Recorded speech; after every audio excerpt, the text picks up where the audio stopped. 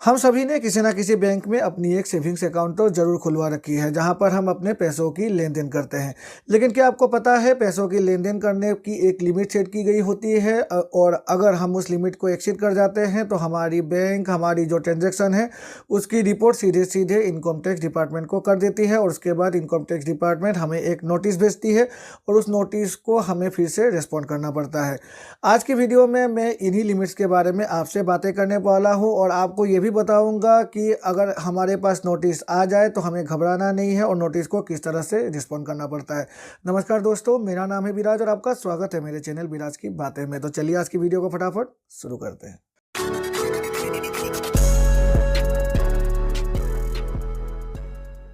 सबसे पहले बातें कर लेते हैं जो हमारी सेविंग्स अकाउंट है वहाँ पर जो हम कैश डिपॉजिट करते हैं या फिर कैश विड्रॉल करते हैं उसकी क्या लिमिट सेट की गई होती है।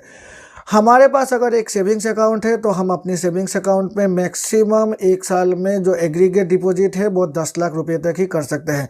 अगर 10 लाख या फिर 10 लाख से ऊपर हम कैश डिपॉजिट करते हैं, चाहे वो एक ही बारी में करें या फिर एग्रीगेट सभी मंथ को जोड़ कर करें, तो उसकी रिपोर्ट बैंक को सीधे सीधे इनकम टैक्स डिपार्टमेंट को करनी पड़ती है और इनकम टैक्स डिपार्टमेंट इसके अगेंस्ट में हमारे लिए एक नोटिस भेज सकता है और उस नोटिस को हमें फिर से रेस्पॉन्ड करना पड़ता है। उसके बारे में आगे बात करेंगे। अब बातें कर लेते हैं विड्रॉल की। तो विड्रॉल की भी लिमिट रखी गई है 10 लाख रुपये कैश विड्रॉल की लिमिट। मतलब अगर हम अपनी सेविंग्स अकाउंट से विड्रॉ कर रहे हैं कैश डिपॉजिट एक फाइनेंशियल ईयर में 10 लाख रुपये तक, तो कोई भी रिपोर्ट नहीं होगा। लेकिन अगर 10 लाख से ऊपर की कैश डिपॉजिट जो विड्रॉल है वो हो रही है तो बैंक सीधे सीधे रिपोर्ट कर देगी इनकम टैक्स डिपार्टमेंट को हमारी जो भी ट्रांजैक्शंस है उनके बारे में और फिर से नोटिस आ सकती है इनकम टैक्स डिपार्टमेंट की तरफ से हमारे लिए। तो यहाँ पर जो रेस्पॉन्ड होगा वो रेस्पॉन्ड इस बेसिस पर होगा जो भी ट्रांजेक्शन हम करेंगे, चाहे वो कैश डिपॉजिट हो या फिर कैश विड्रॉल की, तो उसको हमें जस्टिफाई करना पड़ेगा। उसके सोर्स के बारे में हमें अच्छी तरह से इनकम टैक्स डिपार्टमेंट को जो हमारी रेस्पॉन्स होगी उस पर हमें शो करना पड़ेगा कि जो भी डिपॉजिट हुई है वो उसकी सोर्स सही है या फिर जो भी विड्रॉल हुई है उसकी सोर्स सही है। अगर हम इसे नहीं कर पाएंगे तो हमें एक खासी भारी पेनल्टी पे करनी पड़ेगी। ये तो थी डिपॉजिट और विड्रॉल की बातें। अब चलिए बातें कर लेते हैं वन टाइम कितने हम डिपॉजिट कर सकते हैं और वन टाइम हम कितनी विड्रॉल कर सकते हैं हमारे सेविंग्स अकाउंट से। तो अगर हमारी एक सेविंग अकाउंट है तो उस सेविंग्स अकाउंट में हम वन टाइम मैक्सिमम 2 लाख रुपए तक ही डिपॉजिट दे सकते हैं, कैश डिपॉजिट दे सकते हैं और 2 लाख रुपए तक ही हम मैक्सिमम कैश विड्रॉल ले सकते हैं। अगर 2 लाख से ऊपर हम कैश डिपॉजिट देते हैं या फिर 2 लाख से ऊपर हम कैश विड्रॉल लेते हैं तो उसकी रिपोर्ट भी बैंक को करनी पड़ती है इनकम टैक्स डिपार्टमेंट को। उसके बाद उस पर भी नोटिस आ सकती है। फिर से हमें सोर्स शो करना पड़ेगा, जो ऑथेंटिक सोर्स है उसे शो करना पड़ेगा कि किस बेसिस पे ये जो पैसे है जो 2 लाख से ऊपर वो कहाँ से आए।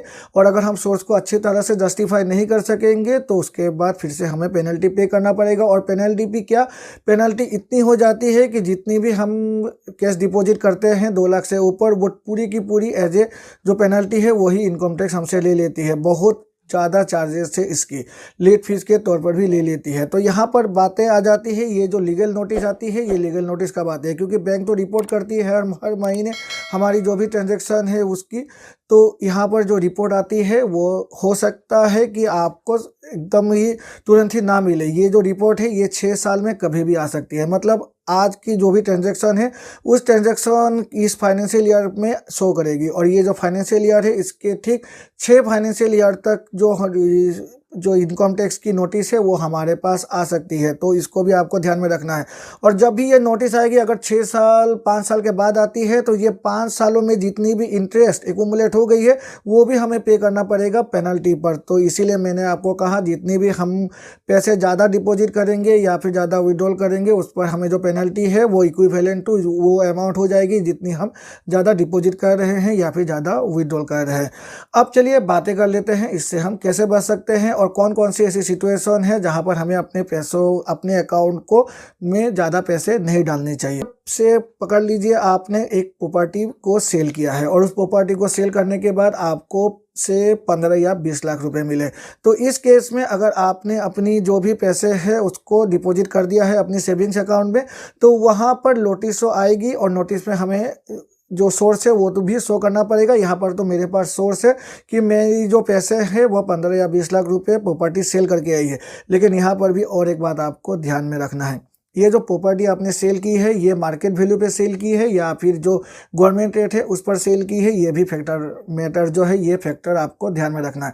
अगर आपने जो प्रॉपर्टी है उसको मार्केट वैल्यू में सेल की है तो ये तो आपको शो करना है, उसके बाद आपको पे करना पड़ेगा कैपिटल गेन टैक्स। लेकिन अगर आपने गवर्नमेंट की जो रेट है उस पर की है तो इस पर आपको टैक्स पे नहीं करना पड़ता है, तो ये भी आपको ध्यान में रखना है। तो जितना हो सके कैश की ट्रांजेक्शन्स आप कमा लीजिए अपने अकाउंट में, और दूसरे के पैसों को तो भूल कर भी अपने अकाउंट में जमा मत कीजिएगा। और अगर कीजिएगा तब तो पहले उनसे उनकी जस्टिफिकेशन ले लीजिएगा, ऑथेंटिसिटी चेक कर लीजिएगा ये पैसे सही में उनकी जो आ रही है उनके पास वो ऑथेंटिसिटी प्रूव करने के लिए जस्टिफिकेशन है या फिर नहीं। और अगर नहीं है तो आप उन पैसों को चाहे वो कोई भी हो अपने अकाउंट पर मत लीजिए, वरना आपको पूरे के पूरे पैसे एज ए पेनल्टी पे करना पड़ेगा। और अगर उसकी जो चार्जेस है वो अगर ज़्यादा हो जाए और अगर आप प्रीपे करने के पोजीशन में ना रहे तो आपको जेल भी हो सकती है, तो इसको भी आपको ध्यान में रखना है। और एक बात आपको ध्यान में रखना है, अगर आपकी जो भी पैसे जमा हो रहे हैं वो 2.5 लाख या फिर 3 लाख से नीचे हो रहे हैं तो इस पर आपको कुछ भी चिंता करने की ज़रूरत नहीं है, क्योंकि जो इनकम टैक्स की रिबेट है वो 2.5 लाख तक है। तो यहाँ पर 2.5 लाख या 3 लाख तक तो नोटिस नहीं आती है। लेकिन अगर आप इनकम टैक्स में जैसे मैंने कहा रिटर्न आपकी जो फाइल है टैक्स फाइल वहाँ पर आपकी इनकम को कम शो कर रहे हैं और आपके पैसे की लेन देन ज़्यादा हो रही है आपके अकाउंट में, तो इस पर आपको नोटिस आ सकता है। तो जितना हो सके उतनी ऑथेंटिसिटी बनाए रखें अपनी जो टैक्स फाइल है उससे और अपनी जो ट्रांजेक्शन है आपकी सेविंग्स अकाउंट पर उससे। अगर आपकी ये दोनों ही मिसमैच है तो आपकी जो टैक्स फाइल है वहाँ पर की जो इनकम है उससे ज़्यादा बढ़ा लीजिए। और अगर आप एक ऐसे व्यक्ति है जो टैक्स फाइल करते ही नहीं है और अपने अकाउंट में काफ़ी ट्रांजेक्शन कर रहे हैं तब तो आपको अभी से टैक्स फाइल करना शुरू कर देना है, नहीं तो आप काफ़ी बड़ी मुसीबत पे फंस सकते हैं, आपको काफ़ी ज़्यादा पेनल्टी पे करना पड़ सकता है। आशा है इस वीडियो को देखकर अभी आपको पता चल गया होगा आखिर कितने रुपए तक हम अपने सेविंग अकाउंट में पैसे को रखने पर इनकम टैक्स की तरफ से हमें नोटिस नहीं आएगा, और कैसे हम अपने सेविंग्स अकाउंट को मेंटेन कर सकते हैं जिससे कि इनकम टैक्स की नोटिस से हम बच सकते हैं। आशा है इस वीडियो को देखकर अगर आपको कुछ नया इन्फॉर्मेशन मिला है तो फिर प्लीज़ मेरे चैनल को लाइक और सब्सक्राइब करें, सब्सक्राइब करके बेल आइकन को प्रेस करें जिससे कि मेरे ऐसे नई वीडियोस की नोटिफिकेशन तुरंत आपके पास मिल जाया करेगी। तो चलिए मिलते हैं अपने अगले वीडियो में, तब तक के लिए goodbye and take care.